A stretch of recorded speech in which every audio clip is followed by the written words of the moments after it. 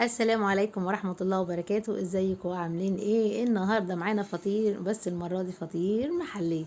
فطير محلي ومحشي بالمكسرات والنوتيلا. بصوا الجمال وبصوا الروعة. اطلعي بسرعة اعملي لايك للفيديو علشان الفيديو ده قوي قوي وما شاء الله هيعجبك جدا وهتعجبك الطريقة خالص وهتفرجي معايا. دوسي لايك ولا لأ؟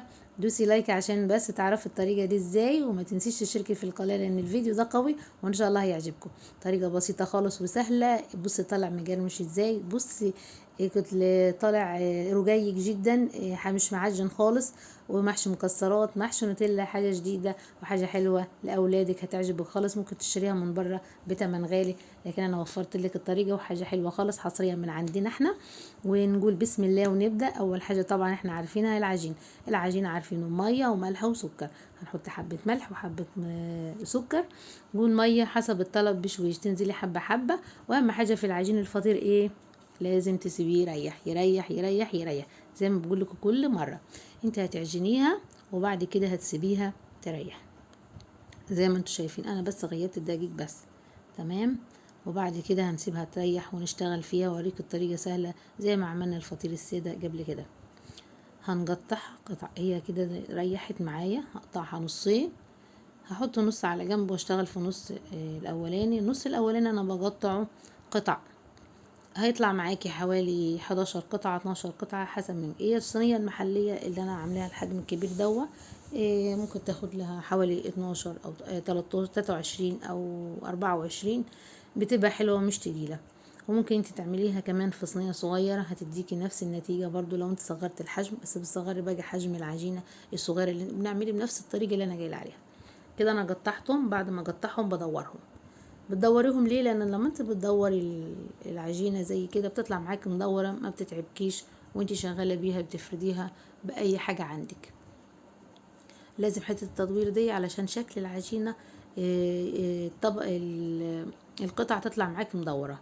تمام اهو. انا كده دورتهم. هبدا امسك العصايه بتاعتي، انتوا عارفينها بس على فكره اتكسرت والله وزعلت عليها. او اتفضلوا بصوا اهي. بتدوريهم واحده واحده. تمام.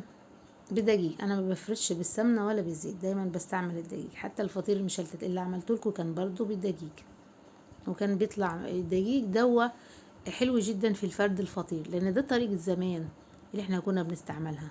حلوه خالص وسهله جدا وبتخلي طعم الفطير مختلف سواء كان محلي او ساده.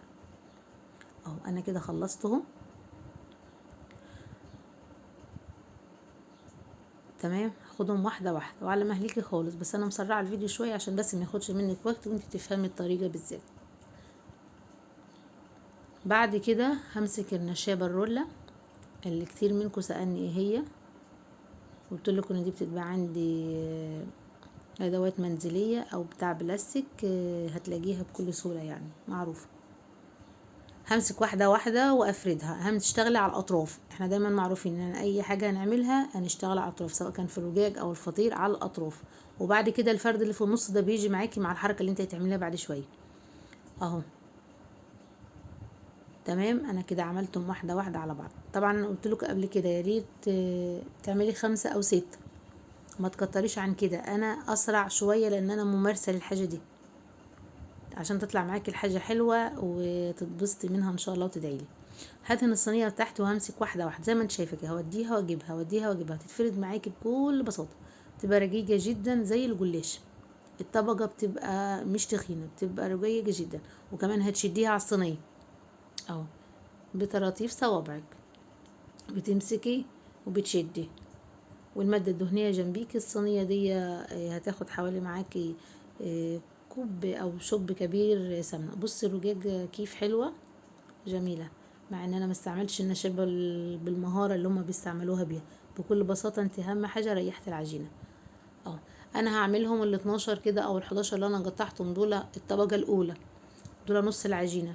هجيب الحشو بتاعي. الحشو بتاعك بقى ممكن يبقى جوز هند، ممكن يبقى فول سوداني عليه زبيب، اي نوع مكسرات عندك او اي حاجة متوفرة بالبيت. ونص التاني عملته بالنوتيلا او بالشوكولاتة ممكن. بس النوتيلا عشان تفكيها لان عشان تبقى متقطعش معاك العجينة وتبقى سهلة، معلقة زبدة او معلقة سمنة من اللي انت بتستعمليها دي في الدهان. حطيها عليها وبالمعلقه كده وحركيها، هتبقى سهله خالص في الفرد زي ما انت هتشوفي معايا.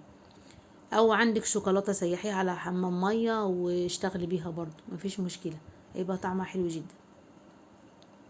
انا كده ايه خلصت الكرات الاولانيه اللي هي القطعه الاولانيه نص العجينه، وهحط الحشو بتاعي وهعمل بنفس الطريقه باقي العجينه النص التاني. هنزل بالشوكولاته او النوتيلا، بس دي كانت نوتيلا اللي انا مستعملها. تفرديها بشويش خالص، العجينه مش هتقطع معاكي، هتشتغل حلو جدا وطعمها بجد بجد تحفه وحاجه جديده كده الاولاد هيحبوها خالص معاكي. ممكن تعملي صينيه صغيره مش شرط صينيه كبيره زي ما انت شايفاني كده. في الحاله دي هتصغري العجينه قطع صغيره اصغر من اللي انا عملتها دي، وهتشتغل معاك اي حجم صينيه انت عايزاه، انت هتقدري بنظرك. نفس الحركه بعملها، بقطعهم زي كده وادورهم وهفردهم، وبالنشابه الرولة برضو هفردهم تاني على الاطراف واحده واحده. هجيب نص الصينيه بقى اللي انا حشيتها دي وانزل على باقي العجين التاني زي ما انت شايفه كده، طريقه سهله خالص وبسيطه. انت عشان الحشو هتقول طب الحشو، لان كتير منكم سألني طب الحشو ازاي مش هتلزق عليه اللي هي الطبق اللي محطوط عليه. حاولي تكبري العجينه حبه عن اخواتها اللي هي هتحطيها على النص ده، بحيث ان هي تغطي لك الحشو كله. ولو ما حصلش عادي حطي واحده والتانية هتلاقيها مع واحده مع واحده هتلاقيها اتفردت كلها وملت الصينيه. انت بالنظر هتفهميها سهله خالص. وسمنه برضو نفس كده، اخلص ال11 التانيين كده احنا خلصناها. ندخل على التقطيع بقى عشان تطلع معاكي بشكل حلو وتبقى جد بعضيها بالظبط، يعني تديك شكل منسق يعني. والعين برضو زي ما قلنا بتحب تشوف الحاجه الحلوه قبل ما تدوقها. يبقى هنعمل ايه؟ هنقطعها زي ما انت شايفه كده بشويش كده، ويا السكينه مشرشره افضل يعني هتبقى سهله معاكي. اروح واجي مثلثات الشكل اللي انت عايزاه مربعات، عايزاها سمبوسه اللي انت عايزاه. ما شاء الله. صلوا على الحبيب المصطفى، وما تنسوش الاشتراك في القناه علشان يوصلكم حاجات حلوه كتير هنعملها ان شاء الله في الايام اللي جايه. ندخلها الفرن. دخلناها الفرن. احنا عاملين الشربات زي ما انا قلت لكم. الشربات هعمل كوبايتين سكر وعليهم كوبايه ميه من غير ليمون ومن غير اي حاجه. 5 دقايق 6 دقايق بالظبط عديهم على ايديكي هتلاقي الشربات عجد وبيجي ما شاء الله، لا هو تقيل ولا هو خفيف، زي الشربات اي حلويات عندك هتسقيها تمام. وانزل بيها كده هتريح شويه وتشرب الشربات بتاعها، وابدا اطلعها. وما شاء الله حاجه كده اكنه جلاش بالظبط، بس هو عجين وميه ودقيق، واحنا عملناه بالشكل الحلو ده وحشيناه وكان طعمه تحفه تحفه. واتمنى ان انتي تشتركي معايا كمان مره في القناه، ما تنسيش الاشتراك وما تنسيش كمان تفعل الجرس عشان في حاجات حلوه جايه جديد ان شاء الله.